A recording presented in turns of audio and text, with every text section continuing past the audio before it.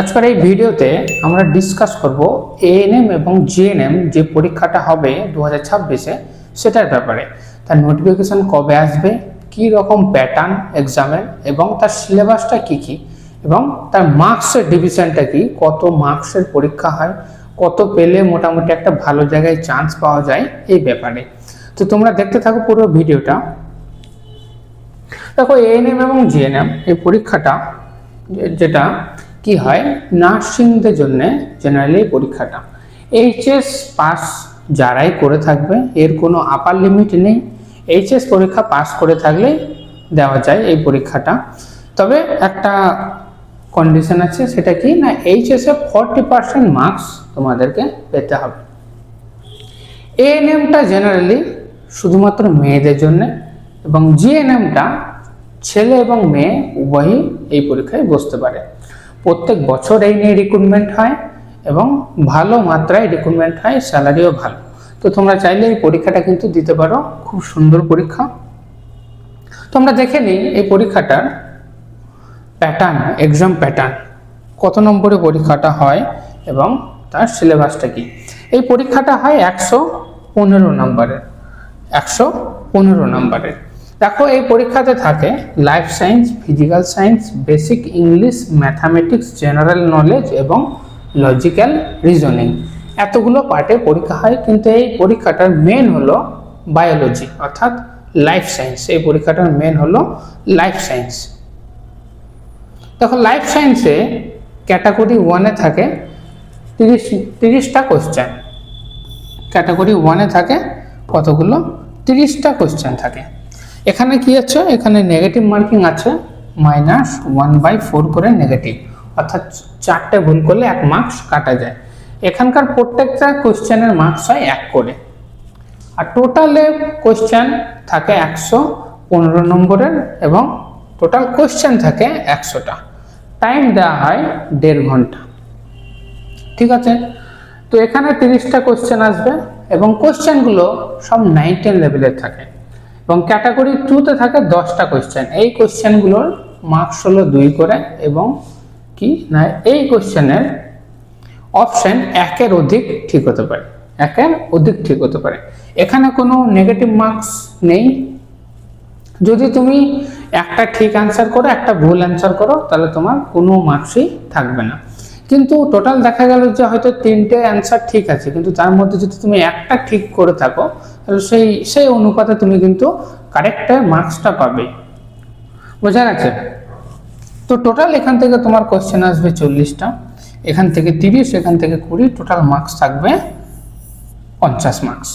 Total marks থাকবে 50 আর total question হলো 40টা।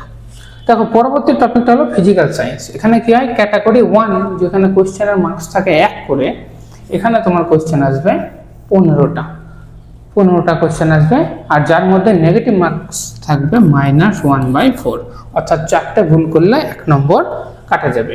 Category 2 অর্থাৎ 2 নম্বরের কোশ্চেন, যেখানে একটু আগেই বললাম যে 1-এর অধিক কারেক্ট অ্যান্সার থাকতে পারে, এরকম কোশ্চেন আসবে 5টা। তো টোটাল কোশ্চেন হলো তোমাদের 20টা হলো তোমাদের টোটাল কোশ্চেন। আর তোমার মার্কস কত হবে, এখান থেকে 15 আর এখান থেকে 10, টোটাল হবে মার্কস 25। ঠিক আছে, দেখো বেসিক ইংলিশ, এরপরে একটা টপিকটা হলো বেসিক ইংলিশ। বেসিক ইংলিশে থাকবে 15টা কোশ্চেন 1 মার্কসের। সেম ওয়েতে নেগেটিভ মার্কস থাকবে 1-এ 4 করে। টোটাল কোশ্চেন 15টা, মার্কস হবে 15। এরপর আসবে ম্যাথামেটিক্স। বেসিক ম্যাথামেটিক্স ক্লাস 9-10 লেভেলের ম্যাথামেটিক্স থাকবে, যেখানে থাকবে টোটাল 10টা কোশ্চেন এবং 1-এ 4 করে নেগেটিভ মার্কস, টোটাল থাকবে 10 নম্বরের। এছাড়া থাকবে জেনারেল নলেজ। জেনারেল নলেজ থেকে কোশ্চেন থাকে 10টা, 10 নম্বর, এবং লজিক্যাল রিজনিং, কিছু লজিক্যাল রিজনিংয়ের কোশ্চেন থাকে 5টা, আর যার মার্কস হয় 5। টোটালে মার্কস হলো 115। এই এক্সামটা হয় 115 নম্বরের। 115 নম্বরের মধ্যে যদি তুমি 80 থেকে 85 মার্কস তুলতে পারো, তাহলে কিন্তু তুমি একটা ভালো জায়গায় থাকবে, একটা ভালো কলেজে পড়ার কিন্তু সুযোগ তুমি পেয়ে যাবে এখান থেকে। তো আশা করি বোঝাতে পারলাম তোমাদেরকে এক্সাম প্যাটার্ন নিয়ে, এক্সাম প্যাটার্নটা কেমন হয়, কত মার্কসের পরীক্ষা হয়। তোমরা যে কেউ পরীক্ষাতে এটাতে বসতে পারো, আর্টস হোক, সায়েন্স হোক বা কমার্স হোক, যে কেউ এইচএস পাস থাকলে হবে, কোনো আপার লিমিটেড নেই। দেখো এরপরে দেখবো আমরা সিলেবাস, এক্সামের সিলেবাস কি। দেখো লাইফ সায়েন্স প্রথম আসছে আমাদের, লাইফ সায়েন্স। দেখো লাইফ সায়েন্সের কি কি আছে এক্সামে। লাইফ সায়েন্সে তোমাদের থাকবে, দেখো এই যে এনভায়রনমেন্ট অ্যান্ড রিসোর্সেস, পরিবেশ নিয়ে কিছু কোয়েশ্চেন হবে। Flow of life, flow of life, genetics, human physiology, cell division, কোষের বিভাজন, ইকোলজি, ইকোলজি, এই কটা হলো তোমাদের লাইফ সায়েন্সের সিলেবাস। লাইফ সায়েন্সটা কিন্তু তোমরা খুব ভালো করে পড়ো, কারণ লাইফ সায়েন্সের উপরে কিন্তু 50 মার্কসের কোয়েশ্চেন কিন্তু আসে। Life science, physical science, math, এই কয়েকটাকে যদি তোমরা খুব ভালো করে করতে পারো এবং জেনারেল নলেজ তো আছেই, তাহলে কিন্তু তোমরা পরীক্ষাতে ইজিলি 85 থেকে 90 নম্বর কিন্তু পেয়ে যাবে। তো এটা গেল লাইফ সায়েন্সের সিলেবাস। তোমাদের ফিজিক্যাল সায়েন্সের সিলেবাস হলো বিহেভিয়ার অফ গ্যাসেস, গ্যাস নিয়ে তোমাদের যে চ্যাপ্টারটা আছে 9, 10 সেটা। Structure of atom, structure of atom, ঠিক আছে, অণু পরমাণু রিলেটেড যে চ্যাপ্টারটা আছে সেটা। পিরিয়ডিক টেবিল, পিরিয়ডিক টেবিল, এটা একটা কেমিস্ট্রি পার্ট, ক্লাস 10-এ আছে। ইলেকট্রিসিটি অর্থাৎ current and chemical calculation, chemical calculation, এই কটা হলো ফিজিক্যাল সায়েন্সের টপিক। এবং জেনারেল ইংলিশে কি আছে দেখো, synonyms and antonyms, synonyms and antonyms, কিছু সিনোনিম অ্যান্টোনিমস তুমি তো মুখস্থ করতে পারো, এখান থেকে কিন্তু একটা কি দুটো যে কোশ্চেনটা আসবে তুমি কিন্তু পেরে যাবে। ইডিয়মস, ফ্রেজাল ভার্ব, খুব টাফ কোশ্চেন কিন্তু আসে না এই রিলেটেড, জাস্ট ডাইরেক্ট কোশ্চেন, কোনো একটা ইডিয়মস দিল কি কোনো একটা ফ্রেজাল ভার্ব দিল, জাস্ট এইরকম। Sentence correction, fill in the blanks and preposition and one word substitution, এগুলো হলো তোমাদের জেনারেল ইংলিশের সিলেবাস। এইখান থেকে তোমার ইংলিশের পরে যে কয়েকটা কোশ্চেন আমি বললাম এখান থেকে চলে আসবে। নেক্সট দেখো, নেক্সট সিলেবাস আমরা দেখব ম্যাথামেটিক্সের সিলেবাস। ম্যাথামেটিক্সে কি কি আছে? রেশিও অ্যান্ড প্রপোর্শন, অনুপাত সমানুপাত, রেশিও অ্যান্ড প্রপোর্শন। তারপর আছে পার্সেন্টেজ, পার্সেন্টেজ এটা তোমরা জানো।